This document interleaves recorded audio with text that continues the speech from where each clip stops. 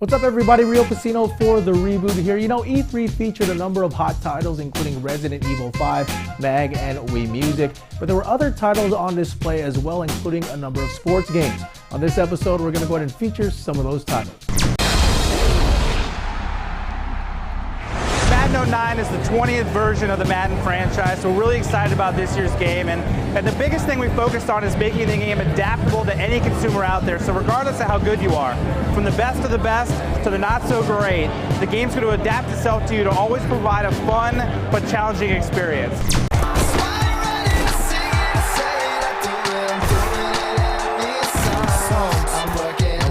If you play on a beginner playstyle, you have a custom play call screen that will actually show you less play options, but make it easier for you to enjoy. And on top of that, we actually show you what moves you should be doing in a given situation. The biggest thing I'll call out in animation is total control animation. And what this is, it's an all-new system that allows you to do special moves whenever you want. Now you can actually do the juke at any time, including when you've been wrapped up. It really makes the game much more responsive, and it always gives you that extra level of control to allow you to break away from a defender. Hasselback to the air on first down. And they get to him.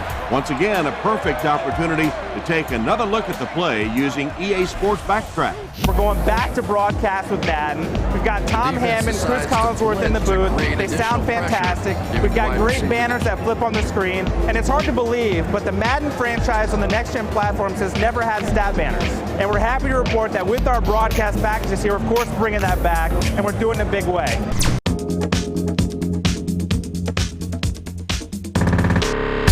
Wii Sports Resort is our new game, and the exciting aspect about this game is that it comes with a new accessory, the Wii Motion Plus.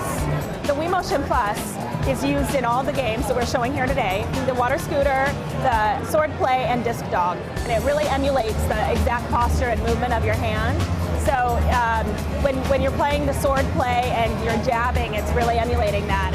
And if you hit somebody over the head or if you block, it's really following that movement, really in a one-to-one ratio of exactly what you're doing. The Smackdown vs. Raw 2009, right now we're showing off the tag team match, which is fully revamped. In past iterations of the game, if you were on the sideline, there wasn't that much to do. Your partner in the ring was doing all the action, and right now we upgraded that. You can do hot tags, which involve jumping in the ring and hitting a goal for the other people. You can distract the ref if your partner wants to do something illegal with a weapon. And there's a full story mode for cooperative play. We're going to have a much bigger roster than ever before, more fighters, and all new moves. And beyond that, we're also showing today the Inferno match, which is a brand new mode. The whole ring's on fire. You know, you sort of build momentum, and as you do that, it increases. And as it reaches 500 degrees inside the ring, then you try to throw the guy through the fire. Just like rehearsed, my fault, my bad, I had to be tripping. That's just how the cycle works. Dynamic DNA is basically comprised of three things. First is player tendency, so that's decision making for players, whether they drive to the left, to the right, or spot up for a shot anywhere they are on the court. Second piece is player DNA, and that is a breakdown of how individual players, or every player in the league, how they will score, whether they score as post up or spot up or isolation or pick and roll ball handler or pick and roll man. And then the third is team DNA.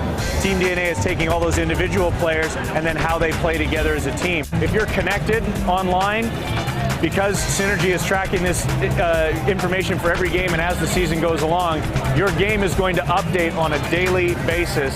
Another cool feature, though, using the Synergy information is something we're calling NBA Live Rewind.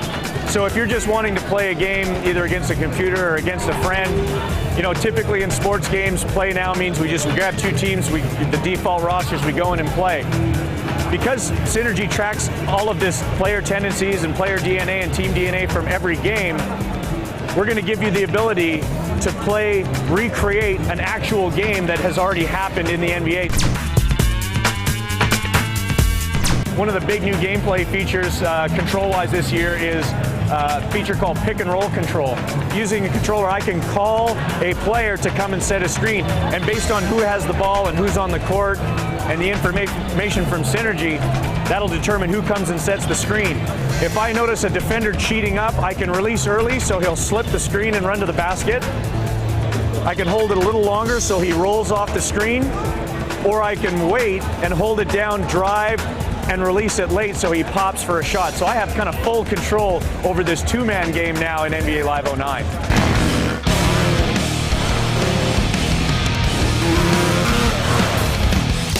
Pure is an extreme action sport, right? We chose quad bikes because they got 4 wheels, so they handle familiarly like a car, and they power slide on demand. But what's different about them is that they're light and they can jump hundreds of feet in the air and pull loads and loads of tricks. And those two things combined, there's no other vehicle on earth that's kind of like that.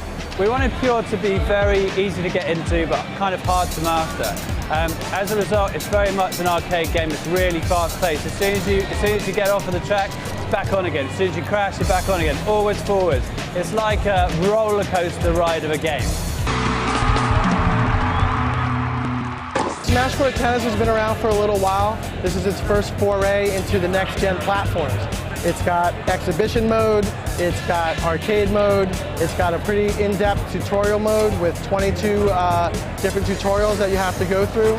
It's got a create a player mode, it's got Pro Tour mode, and it also has Xbox Live. Your hardcore players are going to love it because it's very realistic. They're going to get very into it. They're going to learn the nuances of the game, drop shots, flop shots, backhand, topspin. But then also your casual player is going to be able to pick up the controller, just jump right in. They're going to be able to score some shots.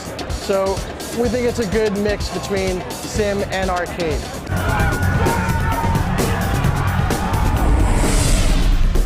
This year's big focus was on accessibility. We really wanted to make a product that appealed to everybody and everyone can pick up and play. So what we did this year is created a suite of features that are all designed around that idea. They're called the coach features. We put Hank Haney in the game. He's Tiger's real coach, and he's going to be helping you out throughout the career. Hank's going to be there to help you out in the other feature, which is custom tailored drills. So he'll be looking at where you're having issues on the course and creating drills specifically to target those problems and help you improve on those. And we also have the third part of this whole suite of features is called Club Tuner. For the first time ever at Tiger, you'll be able to fine-tune your clubs to make them feel perfect for you, so that they're absolutely 100% your clubs, and it's for how you play. Well, that's it for this episode. In the next show, we're going to go ahead and feature some of the hot new rhythm-based titles shown off at E3. And if you want more on E3 or any other Reboot episodes, make sure to go to the blog. It's at www.rebootshow.com. The Reboot is also on iTunes and on YouTube, so make sure to check out the show there as well. And if you want to play me online, you can either on Xbox Live or on PlayStation 3. I'm Rio Pesino for The Reboot, and we'll see you next time.